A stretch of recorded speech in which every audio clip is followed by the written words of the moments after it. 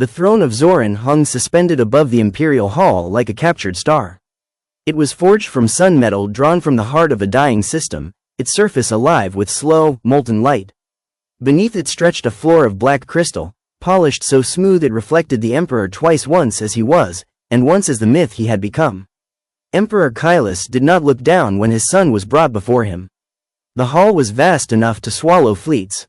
Pillars the width of warships rose into darkness, each etched with the history of the Dominion victories carved in angular glyphs, rebellions reduced to a single line, erased.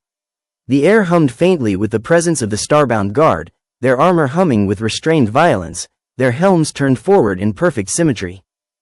At the center of it all stood Prince Cathar. He was 17 cycles old, too old to kneel without thinking, too young to understand how final this moment was. Cathar's hands were bound behind his back with gravitic cuffs, not because he was dangerous but because the court needed to see him restrained. His dark ceremonial cloak had been stripped away, leaving him in the pale combat tunic of the Imperial Academies. A thin line of blood marked his brow, already drying. He lifted his chin. "Speak," the Emperor said at last. The word carried power, not volume gravity. It rolled through the hall and settled in Cathar's bones. Cathar met his father's gaze. "I will not apologize," he said. A murmur rippled through the court. Admirals stiffened. Senators leaned forward. Somewhere among the ranks of officers, someone inhaled sharply. The Emperor finally looked down. Kylus's face was carved from time itself, sharp cheekbones, eyes like distant suns, silver-threaded hair bound in the traditional imperial knot. He wore no crown. He had never needed one. "You defied a direct command," the Emperor said evenly. "You diverted the Seventh Fleet from its assigned route. You engaged an enemy without sanction. You disrupted a political pacification that took decades to arrange. They were killing civilians." Cathar snapped. "Entire cities. We had the firepower to stop it. You had the order to stand down." "They were not rebels," Cathar said, voice rising now. "They were farmers, dockworkers, children." The word echoed. Children. The Emperor's eyes flickered not with doubt, but calculation. "And Lieutenant Ren Tal," Kylus said, "was he a child?" Cathar flinched. Ren's face flashed in his mind, unbidden, laughing in the flight bay, helmet under one arm, swearing he'd take the lead because someone has to make this interesting. Then the explosion. The sudden, impossible absence where a friend had been. "He followed me," Cathar said quietly. "I gave the order." "And he died," the Emperor said. "Because you chose emotion over command." Silence fell like ash. The starbound guard shifted, armor plates whispering. The court waited not for justice, but for spectacle. Cathar clenched his jaw. "If obedience costs us our decency," he said, "then what exactly are we ruling?" That did it. The Emperor rose. The throne star dimmed as he stood, reacting to its master's will. His presence expanded, filling the hall until Cathar felt very small indeed. "You question the Dominion," Kylus said, his voice now cold and vast. "You question me. I question a future built on fear," Cathar said, forcing the words past the weight pressing on his chest. "And I will do so again." For a moment just one something ancient and wounded flickered behind the Emperor's eyes. Then it was gone. "So be it," Kylus said. He raised one hand. "By my authority as Emperor of the Aurelian Dominion, Cathar Val Morith is stripped of rank, title, and name." Gasps echoed through the chamber. Cathar's breath caught. "Exiled beyond the reach," the Emperor continued. "Cast into the outer wilds. No ship, no escort, no return." The cuffs around Cathar's wrists tightened, then released with a hiss as their power died. He was no longer a threat. He was no longer anything. "You are dead to this throne," Kylus said. "Let history remember you as a lesson." The guards seized Cathar by the arms. As they dragged him away, Cathar twisted once more, searching the court not for mercy, but for truth. He found it in the eyes of those who would not meet his gaze. In the rigid grief of Ren's commander. In the quiet terror of officers who had once admired him. And in the Emperor. For the first time in his life, Cathar saw fear there. They left him on Varkun, a planet the charts called uninhabitable, though that word did not begin to describe it. Varkun was a world of jagged stone and endless stormbands, its skies permanently bruised with ion clouds. Gravity fluctuated unpredictably. The magnetic fields twisted compasses into lies. The shuttle never powered down. The guards shoved him out onto the cracked basalt plain and sealed the hatch before he could speak. The engines flared. Cathar watched the shuttle vanish into the storm, its contrails swallowed by the sky. Alone, The wind screamed across the rocks, carrying ash and static. Cather staggered, boots slipping, and fell to one knee. For a moment, anger burned hot enough to keep him upright. Then it faded. Ren was gone. His name was gone. The stars that had once known him now looked indifferent. Cather screamed into the storm. It did not answer. Years later, across 100 systems, whispers would begin. Of a masked warrior who struck from nowhere and vanished into myth. Of outlaw fleets that robbed tyrants and broke slavers, then disappeared before Imperial scanners could lock on. Of a leader who never gave his name, whose eyes burned with quiet fury and impossible hope. They would call him many things. The Ashen Star, the Stormborn, the ghost of Varkun. No one would know he had once been a prince. Not even the Emperor. Varkun did not try to kill Cather quickly. That would have been mercy. The planet tested him instead, again and again, as if weighing his worth.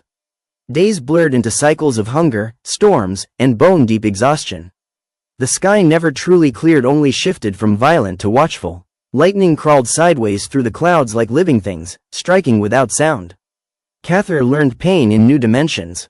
The first week, he nearly died of thirst. The second, of exposure. The third, he stopped counting. Imperial training kept him alive at first, discipline drilled into muscle and instinct, but the wilderness did not care about formations or doctrine. It cared about adaptation, about humility. He tore his academy tunic into strips to bind his bleeding hands after climbing a ridge of razored stone. He learned to read the storms by the pressure behind his eyes, to shelter inside narrow rock fissures when the gravity surged and the ground itself tried to fling him into the sky. Food came from creatures that skittered beneath the basalt, pale and armored. He killed his first with a shard of obsidian driven through its throat. He retched afterward, then forced himself to eat anyway. Every night, when the wind howled loud enough to drown thought, memories came for him. Ren's laugh, the bridge of the flagship, alarms screaming. His father's voice, "You are dead to this throne." Cather screamed less over time. Not because it hurt less. Because the planet listened. It was during the season of broken gravity, when the sky turned violet and stones floated like dead leaves, that Kaelor realized he was being watched. The feeling crawled up his spine while he crouched near a thermal vent, hands extended toward the faint warmth. His pulse slowed, Imperial instinct snapping back into place. He did not move, did not breathe. The rocks shifted. A figure stepped into view, emerging from the storm like it had been carved from shadow. Humanoid, but tall, wrapped in layered armor, scavenged and repaired 100 times over. A long rifle rested easily in its hands, barrel trained on Cather's chest. Cather raised his hands slowly. "If you're here to kill me," he said hoarsely, "do it fast." A voice answered him, filtered, metallic, amused. "Funny, most people beg."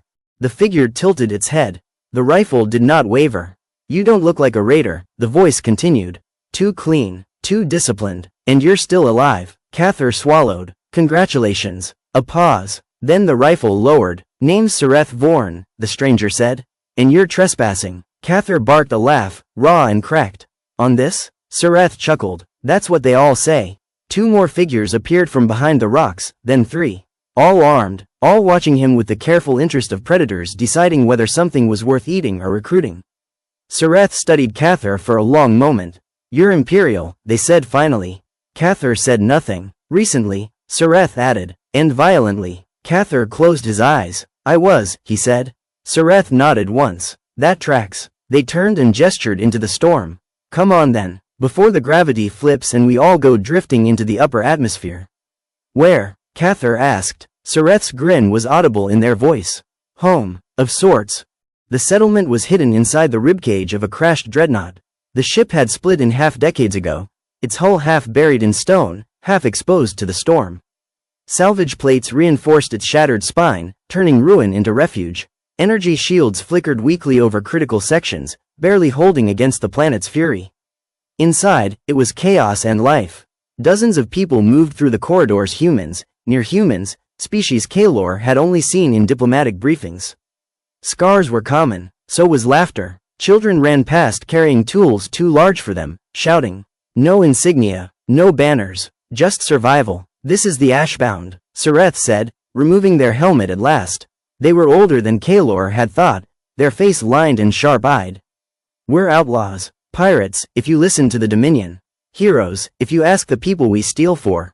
Cather stopped walking. "You fight the Empire. We fight tyrants. Sareth corrected. Sometimes those overlap. Their gaze sharpened. You run from them. I was exiled, Cather said. Sareth smiled thinly. That's what they all say too. Cather stayed. At first, because he had nowhere else to go. Then because they gave him a blade and a job and did not ask who he had been.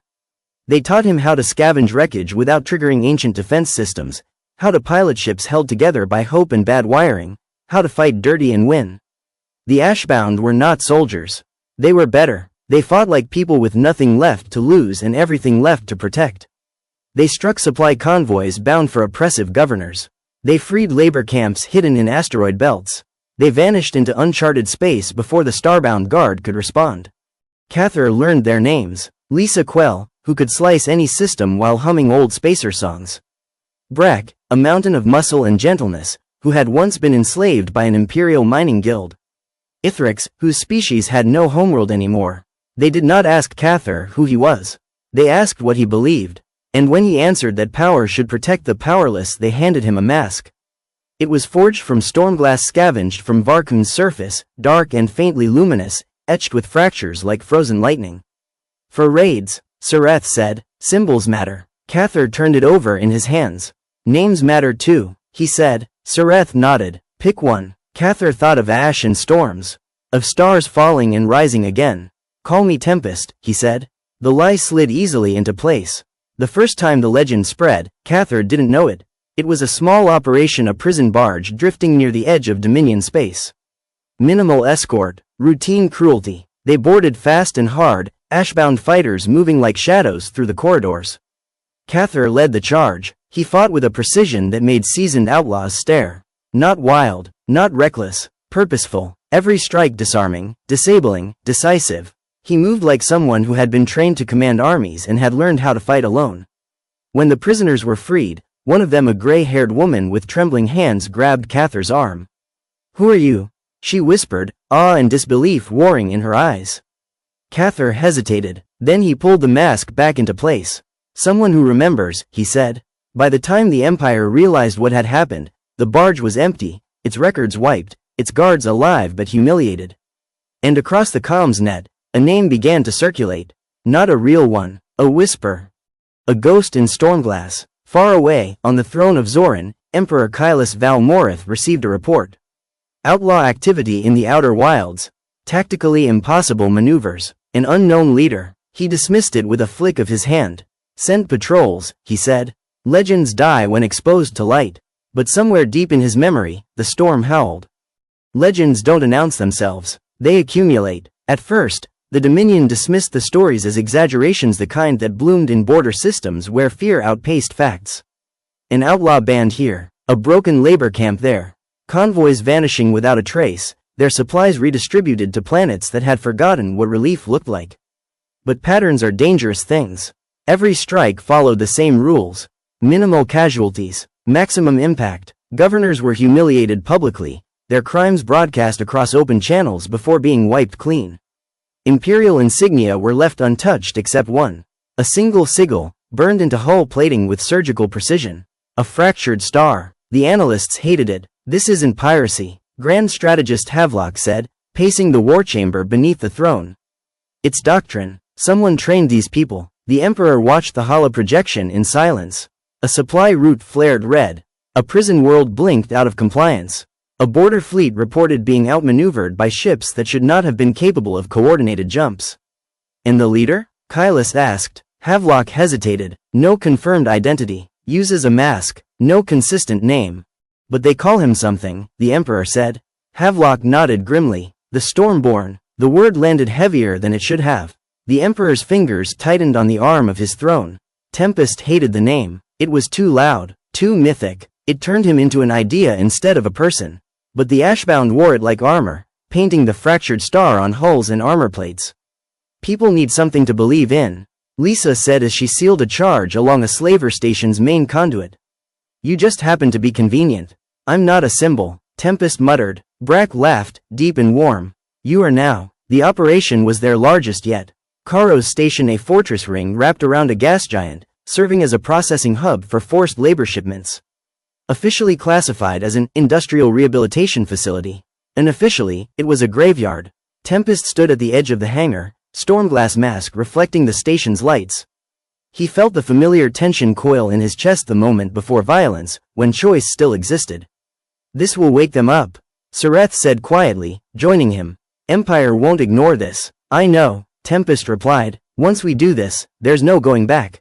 He thought of Ren, of Varkun, of his father's eyes as he pronounced the sentence. I wasn't planning on it. They hit Karos like a falling star. Ashbound ships tore out of hyperspace inside the station's defensive perimeter, an impossible maneuver that sent shockwaves through the docking rings. EMP charges detonated in sequence, collapsing shields without breaching hull integrity. Tempest led the boarding teams. Blaster fire lit the corridors in harsh strobes. Imperial troops advanced in disciplined ranks and broke just as quickly when Tempest crashed into their line. He moved with lethal economy, disabling exosuits, redirecting fire, turning the environment against them. Fall back, an officer shouted. It's him. The word spread faster than any order. Stormborn. Tempest reached the central control nexus and slammed his gauntlet into the console. Open the cells, he commanded. Lisa's voice crackled over comms. Already done. Across the station, doors unlocked.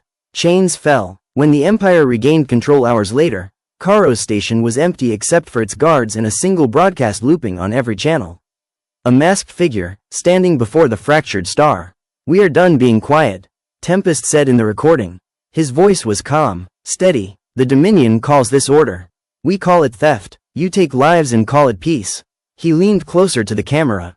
We remember every name. The feed cut. The backlash was immediate. Imperial fleets surged into the outer wilds.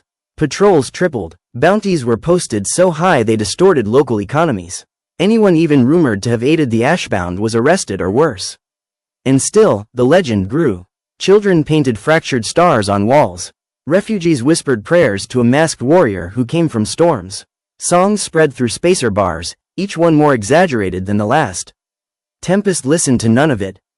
Because he could feel something else now. A tightening, as if the universe itself were drawing a breath. The Ashbound were regrouping near the Hellior Rift when the trap sprang. It was elegant, cruel, an Imperial distress signal coded, authentic, desperate, emanating from a civilian convoy. Families, medical ships, no escort. Tempest knew it was a risk. He went anyway. The ambush was perfect. Interdictors flared, ripping the Ashbound fleet out of jump space and pinning them in real space. Starbound guard ships decloaked from the rift's shadow, their hulls gleaming with Imperial authority. This is Emperor's reach, a voice thundered across all channels. You are surrounded, Sareth swore. They knew. Tempest stared at the tactical display, mind racing. The formation was textbook Imperial doctrine. His doctrine. He had helped design it. Options? Lisa asked. Tempest exhaled slowly. Minimal, he said, but not none. He opened a channel. This is Stormborn, he said. You're wasting ships. A pause. Then a new voice cut in, older, colder, achingly familiar. Remove your mask, the Emperor said. And surrender. Tempest's blood turned to ice. On the bridge of the flagship Imperious Dawn, Emperor Kylus Valmorith stared at the hollow image of the masked outlaw. Something about the man's stance, his stillness, the way he held command without speaking, set old ghosts stirring. Who trained you? Kylus demanded. Tempest said nothing. You fight like my son, the Emperor said quietly. The words struck harder than any weapon. Tempest's hand trembled. He steadied it. I fight like someone you cast aside, he replied. Silence stretched between them, vast as space. Then the Emperor straightened. Destroy their ships, Kylus ordered. Leave the leader alive. Sareth's voice snapped over comms. Tempest. He didn't answer. He was already moving. The first Ashbound ship exploded before Tempest could give the order. A starbound guard cruiser lanced it cleanly through the reactor core, light blooming in silence. The shockwave rippled through the formation, scattering debris like funeral ash. Evasive pattern Delta, Sareth shouted. Too late. Interdictor fields snarled around the Ashbound fleet, gravity wells dragging at their hulls. Engines screamed in protest. Shields flared and collapsed. Tempest closed his eyes for half a heartbeat. Then he became what the legend needed.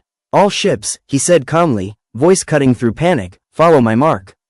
We break the net. Lisa's fingers danced across her console. You're thinking what I think you're thinking?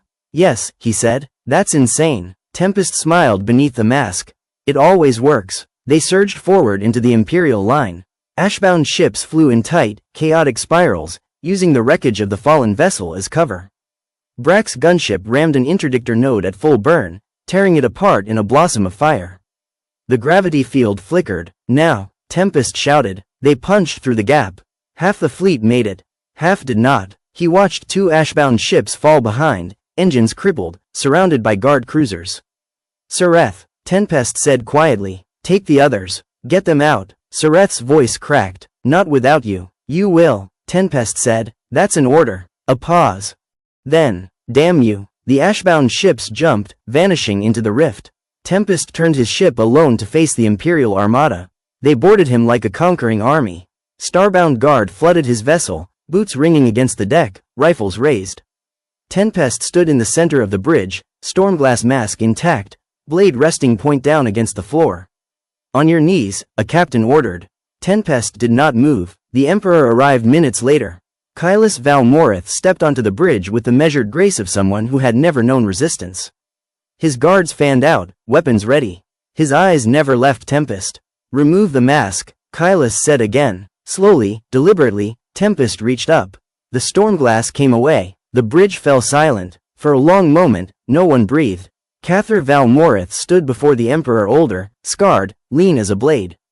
His eyes burned with something no court had ever taught him. Recognition hit like a supernova. You, the Emperor whispered.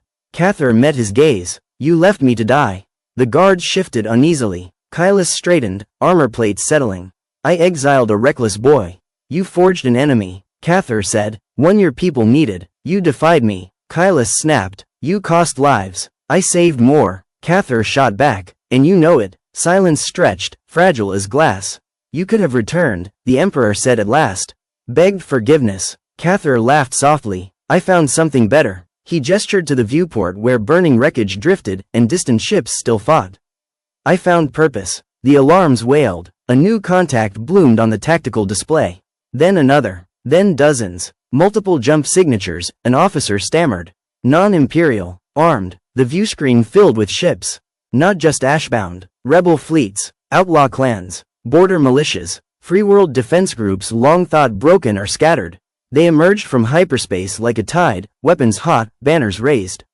At their center flew a battered dreadnought bearing a symbol burned bright across its hull. A fractured star. Sereth's voice echoed across open comms, fierce and proud. You didn't think we'd let you do this alone, did you?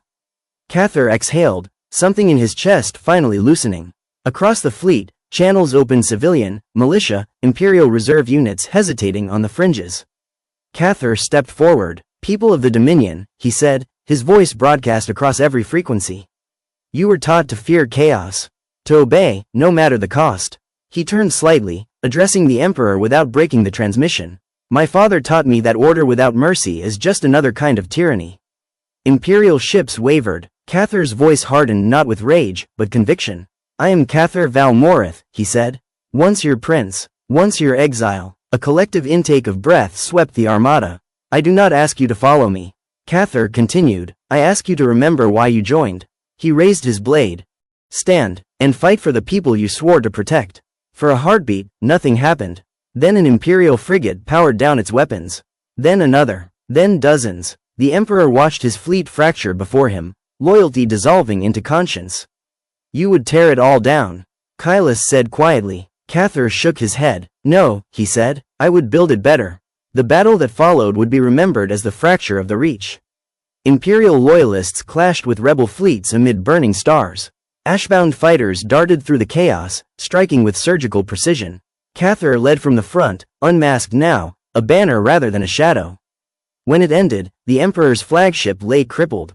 Kylus Valmorith stood on the bridge, staring at the ruin of his certainty.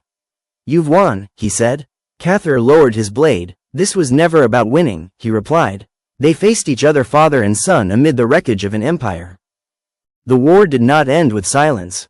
It ended with exhaustion. Wreckage drifted through the Hellior Rift like a shattered crown, burned hulls, broken banners, the remains of certainties that had once seemed eternal.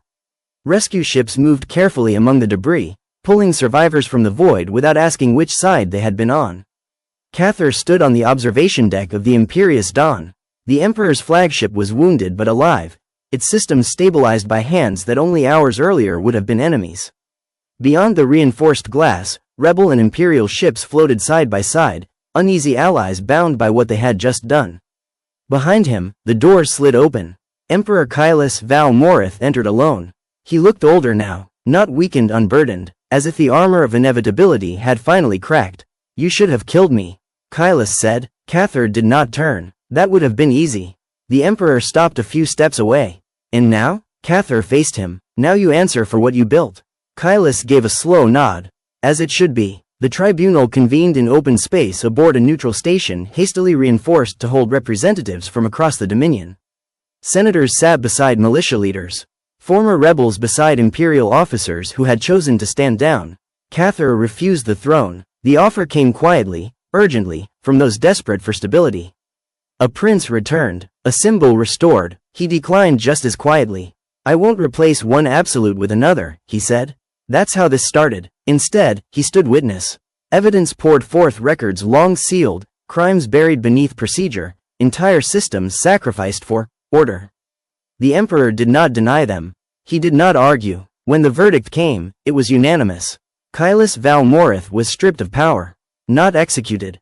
Exiled. The irony did not escape either of them.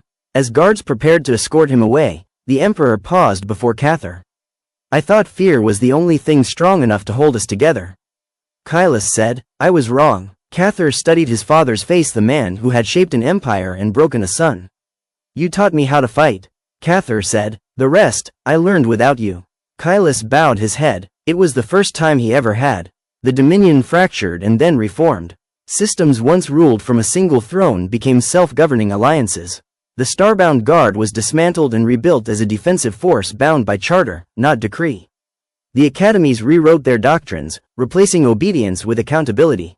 It was not clean, it was not fast, but it was real. Through it all, Cathar vanished. Not into exile, into choice. The Ashbound disbanded formally, their members returning to the worlds they had saved or staying together in smaller crews, guardians of the margins. Sareth took command of a free fleet tasked with keeping the outer wilds free. Brack opened a refuge on a world once stripped mined by imperial guilds. Lisa vanished into research, smiling like someone finally allowed to build instead of break. Ithrix became an ambassador for the displaced. As for the legend, it lingered. Children still painted fractured stars. Old spacers still swore they'd seen a masked warrior on the edge of a losing fight, turning the tide and disappearing before thanks could be given. But no broadcasts confirmed it. Cathar stood once more beneath an open sky. Not Varkun's screaming storms, but a quiet world, green and wide, its stars gentle. He wore no crown, no mask, just a simple cloak, weathered boots, and a blade he hoped never to need again. A ship waited nearby, engines warm.